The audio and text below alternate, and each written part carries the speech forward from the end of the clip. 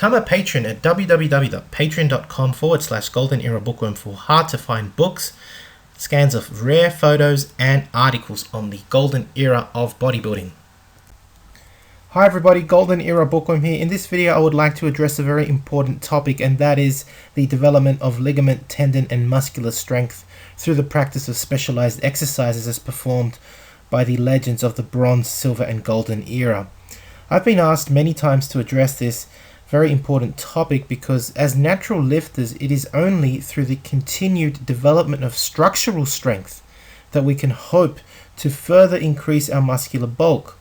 So in this video you will learn about unusual exercises that I really believe are no longer practiced in today's gyms. I don't actually see these at all, such as the bent press. You tell me a person who practices the bent press in your gym.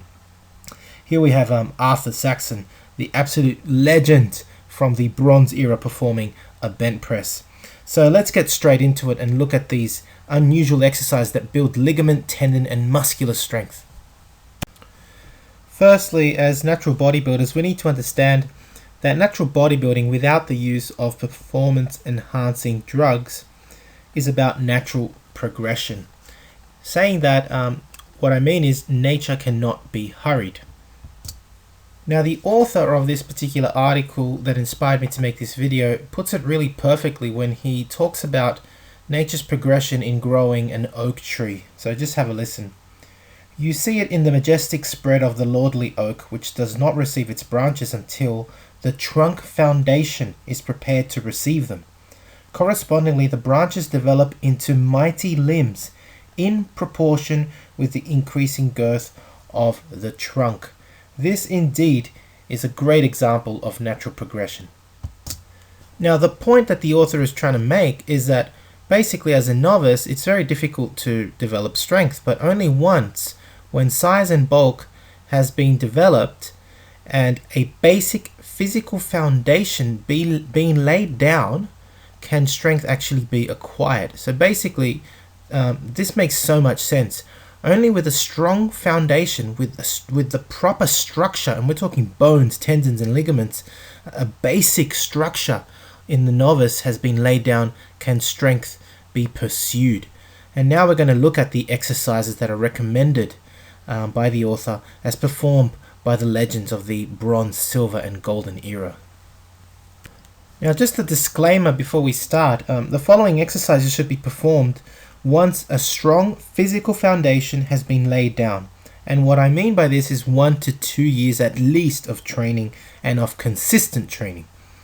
These exercises should be performed at the end of your workout after you're warmed up, and they should only be performed for a set of 3 to 6 reps because you are going all out. You are using all your power, all your might, all your strength.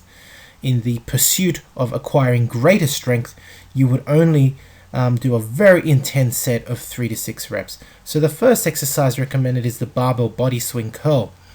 This is very similar to a cheat curl where you start the bar at your thighs and using your arms and your body to literally swing it up to your chest. Now, the difference between a cheat curl is that you normally would stop at about the point where your arms are at a right angle, right, as shown in this photo. But no, the bar has to go all the way up to the top of your chest, and then you're supposed to bring your elbows all the way forward so that your elbows are basically perpendicular to your upright standing body. At this point, once you've literally heaved the bar up, you go slowly down on the negative, and this is where the benefit of the exercise lies, to go very slow on the negative for 3 to 6 reps. Once you've mastered the weight at 6 reps, after a few weeks, maybe you start off the first week with only 3 reps, but over the weeks you make 6 reps, you can increase the weight again. Again, the benefit of the exercise here is on the negative, the barbell body swing curl. Now, another excellent exercise is the one arm lever to the shoulder. As shown here in the starting position, the exerciser here is actually not using a weight belt, but you need a weight belt for this and for many of these exercises. What he does have here is a long dumbbell, and you basically stand a dumbbell on one end, And what you're supposed to do is with the top end of the dumbbell, you're supposed to go down, squat down low enough so it hooks onto your belt. And then you grab the dumbbell and using your body and arm as well as the weight belt, you lever the belt off the floor and onto your shoulders. And then you stand up. So basically, this is a very powerful movement for developing the structure. Again, it would be done only 3 to 6 reps per arm. So another favorite exercise from the bronze and silver era was the continental lift to the shoulders, as shown here by Clarence Ross. Clarence Ross actually favored this exercise. I just did a video on this recently, one of his favorite power exercises. It's kind of like a clean, but the technique is a lot looser, and because of the heavier weight, the lift is actually way harder. Clancy Ross thinks it was actually his favorite exercise for power. You would normally wear a belt like Clancy Ross is doing here, and I'll explain why. When the barbell is on the floor, like the start of a deadlift or the start of a clean, using a series of heaves, literally heave-hoing, you would heave-ho the weight all the way up to your shoulders. So first you would lift it off the floor to your thighs. You can then kind of bend the legs like Clarence is doing there and kind of heave it up to the waist and hook it onto the belt. The belt is for that reason, to literally give you a breather, right? Then you would try and heave it up to your chest and then finally to your shoulders. It does require incredible power to make this exercise. So you would be using a weight heavier than your best clean. Basically that's as heavy as you'd go. You'd go much heavier than that. So maybe choosing 20 to 40 pounds heavier than your best clean weight. To further increase the effectiveness of the exercise, the author recommends that you hold the weight with your arms slightly off your shoulders at the top, again to work the arm muscles even further. Excellent advice there. Here we have a classic lift called the bent press lift, a real favorite especially in the bronze era, but it was even used up to the golden era. I remember seeing photos of Franco Columbu doing the bent press lift. But anyway, with the non-lifting arm, as shown in the photos, you would tip the barbell upright and then onto your shoulder. Once onto your shoulder, you would find the middle of the bar using the lifting arm. You would bend the body to the side and extend the arm, and after doing so you would stand up by slightly squatting down and then standing up.